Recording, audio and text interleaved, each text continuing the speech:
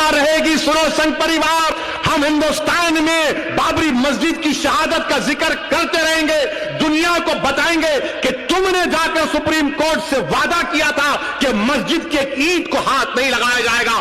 तुम्हारे लोगों ने मस्जिद को शहीद किया और हमारी मस्जिद जो 550 साल से वहां पर थी, जहां पर हमने हय्या अल सलाह और हय्या अल फलाह की सदाएं दी, तुमने मस्जिद को शहीद किया और मोमेंटों के तौर पर तुमने ईंट को उठाकर लेकर गए।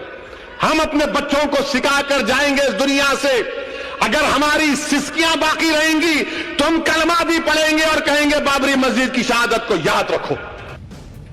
असदुद्दीन ओवैसी अकेले नहीं है जो बाबरी मस्जिद की छाती पीट रहे हैं, ऐसे और लोग हैं। और जो वो कह रहे हैं कि हम अपने बच्चों को सिखा के जाएंगे, उन मुसलमान बच्चों को भी आज पाठशाला में ये तस्वीरें देखनी चाहिए कि बाबरी ढांचे के अंदर सच क्या था। जो लोग आज भी बाबरी ढांचे की बात करते हैं और कहते हैं कि उनके साथ तो अन्याय हुआ, राम मंदिर का निर्माण करके अन्याय हो रहा है, जबकि सच इसका उलट है। अन्याय तो करोड़ों राम भक्तों के साथ हुआ और बरसों तक वो अन्याय चलता रहा और नेताओं ने चुप्पी साधे रखी। पाठशाला में जो तस्वीरें अब हम आपको दिखा रहे हैं, वो तस्वीरें 10 जनवरी 1990 की हैं, जो कोर्ट के ऑर्डर पर ली गई थी। और देश ने बाबरी मस्जिद के अंदर की ये तस्वीरें नहीं देखी, कोर्ट के ऑर्डर पर ली गई एक एक तस्वीर हमारे पास है और ये तस्वीरें हमने भी पहली बार देखी हैं। इन तस्वीरों से आपको दो बड़ी बातें पता चलेंगी। पहली ये कि विवादित ढांचा गिरने से पहले मस्जिद परिसर आखिर दिखता कैसा था और उसके अंदर क्या क्या चीजें थी, मस्जिद के अंदर जो मंदिर थे वो कैसे दिखते थे, और जो 1949 में रामलला की मूर्ति स्थापित हुई थी वो कैसी दिखती थी। दूसरा, मस्जिद के अंदर वो प्रमाण भी आपको दिखाएंगे जिससे यह साबित हो जाता है कि मंदिर के अवशेषों का इस्तेमाल मस्जिद बनाने में किया गया। सबसे पहले आपको बाबरी मस्जिद के या बाबरी ढांचे के अंदर की वो तस्वीरें दिखाता हूं जो सबसे ज्यादा चौंकाने वाली हैं। और यह तस्वीर देखिए, विष्णु जैन हमारे साथ मौजूद हैं। विष्णु भाई, आप तो ये मंदिरों की जो लड़ाई लड़ रहे हैं, आप तो ये देख रहे हैं, आप बेहतर बताएंगे। और के मोहम्मद साहब जो अंदर गए हैं बाबरी मस्जिद के, वो बताएंगे। ये तस्वीर देखिए, इसको पॉज कीजिए, इस तस्वीर को पॉज कीजिए और देखिए, जूम करके दिखाइए। ये जो आप पिलर्स देख रहे हैं, ये बाबरी ढांचे के अंदर का पिलर है जिसमें हिंदू आकृतियां बनी हुई हैं। 12 पिलर बाबरी ढांचे के अंदर जिन पर हिंदू आकृतियां बनी हुई थी और यह मस्जिद इस पर टिकी हुई है। यह देखिए, ऐसा नहीं है कि यह पिलर बाहर से रखा हुआ है, ऐसे पिलर्स पूरे मस्जिद में मौजूद थे और 12 पिलर्स करीब करीब बताए जा रहे हैं। और एक एक पिलर की तस्वीर दिखा रहा हूं आपको। दूसरी तस्वीर दिखाइए जिसमें आपको पिलर के अंदर ये जो पूरा निर्माण है पिलर के अंदर, ये देखिए, इसको देखिए, इसमें यहां पर फूल बना हुआ है, वही कलाकृति दिख रही है। पिलर के ऊपर कलश और दूसरी चीजें दिख रही है। वो वाली तस्वीर भी दिखाइए जिसमें पिलर में, ये देखिए, अंदर घंटी दिख रही है, पूजा हुई है उसकी तस्वीर दिख रही है, पिलर में कलश बना हुआ है। विष्णु जैन जी, मैं के मोहम्मद साहब आपके पास आऊंगा, लेकिन ये बाबरी ढांचा, ये देखिए, यहां पर कलश बना है। जूम करके दिखाइए इसको, ये तस्वीर दिखाइए यहां जूम करके, ये कलश बना हुआ है।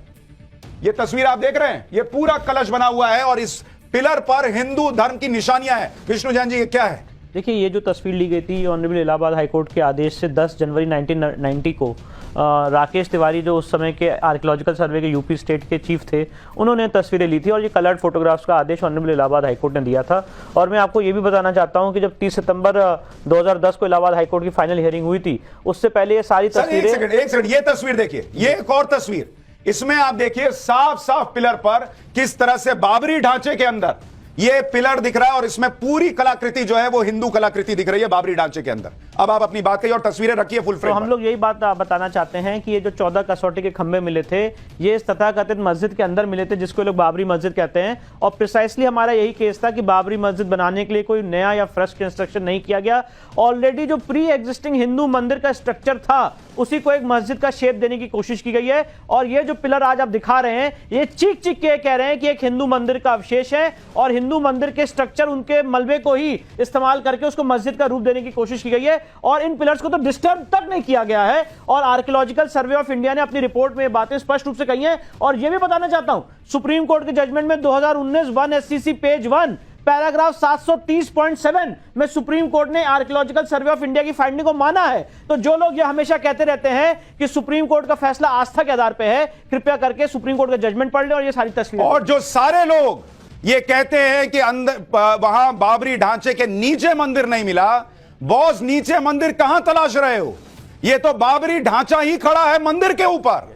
ये 12 पिलर जिन पर बाबरी ढांचा खड़ा था, उस पर हिंदू धर्म की निशानियां चीख चीख कर गवाही दे रही हैं और लोग मंदिर ढूंढ रहे थे। और आज कह रहे हैं कि हम अपने बच्चों को सिखाकर जाएंगे कि बाबरी मस्जिद के लिए को याद रखना, उसकी शहादत याद रखना। हमारे साथ के मोहम्मद साहब हैं, एएसआई के पूर्व क्षेत्रीय निदेशक, जो बाबरी मस्जिद के अंदर गए थे। के मोहम्मद साहब, आपने तो ये तस्वीरें अंदर से देखी हैं, देश पहली बार पाठशाला में और टाइम्स नाउ भारत पर देख रहा है। आपने जब सामने से देखा ये 12 पिलर, क्या आपको देखकर लगा था कि ये तो मंदिर है, मस्जिद के निशान कहां है इसमें? नहीं, बिल्कुल। जब मैंने जब देखा था 1976-77 में, यही इसी तरीके से देखा था। इसको हम लोग कहते हैं पूर्ण कलश कहते हैं। व्हाट इज ए पूर्ण कलश? आजकल भी जो पूर्ण कलश वन ऑफ द अष्टमंगल चिन्ह है, 8 ऑस्पिशियस सिंबल्स है इन हिंदुइज्म में।